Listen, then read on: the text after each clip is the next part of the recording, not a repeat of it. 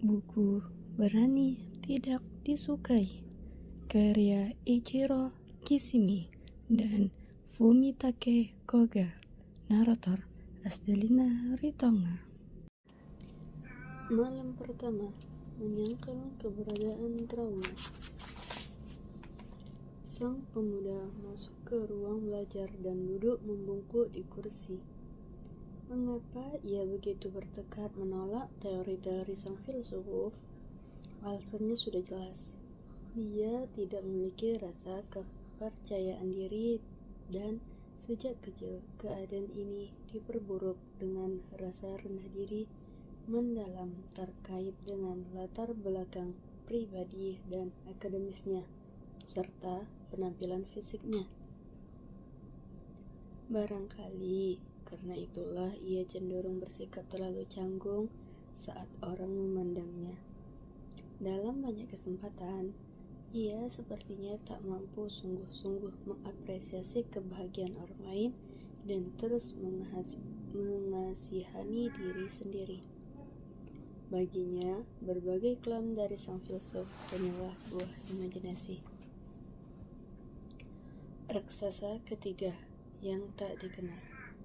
Pemuda, baru saja kau memakai istilah filosofi lain, tapi ku dengar keahlianmu adalah filsafat Yunani. Filsuf, ya. Filsafat Yunani sudah menjadi pusat hidupku sejak remaja. Figur-figur intelektual besar seperti Socrates, Plato, Aristoteles. Aku sedang menerjemahkan karya Plato dan berharap bisa menghabiskan sisa hidupku dengan mempelajari pemikiran Yunani klasik. Pemuda, kalau begitu, apa yang dimaksud dengan filosofi lain? Filsuf itu adalah aliran psikologi yang benar-benar baru yang didirikan oleh ahli kejiwaan dari Austria, Alfred Adler, pada permulaan abad ke-20. Di Jepang, aliran ini umumnya disebut teori psikologi Adler. Pemuda, aku tidak pernah membayangkan pakar filosofi Yunani bisa tertarik pada psikologi. Filsuf, aku tidak terlalu familiar dengan alur pemikiran yang diambil oleh aliran lain dalam psikologi. Tapi, kurasa adil kalau dikatakan bahwa teori psikologi Adler sejalan dengan filosofi Yunani dan layak menjadi kajian tersendiri. Pemuda, aku punya pengetahuan sekilas tentang teori psikologi Freud dan Jung, bidang yang menarik. Filsuf, ya, Freud dan Jung sama-sama terkenal di Jepang, sekalipun Adler merupakan salah satu anggota inti asli masyarakat psikoanalisis Vienna yang saat itu dipimpin oleh Freud. Gagasannya bertolak belakang dengan Freud, sehingga dia memisahkan diri dari kelompok tersebut dan mengusulkan teori psikologi individual yang berbasis pada teori orisinalnya sendiri. Pemuda, teori psikologi individual, satu lagi istilah yang asing. Jadi, Adler dulu muridnya Freud. Filsuf, tidak, bukan begitu. Ini kesalahpahaman yang umum dijumpai. Kita harus meluruskannya.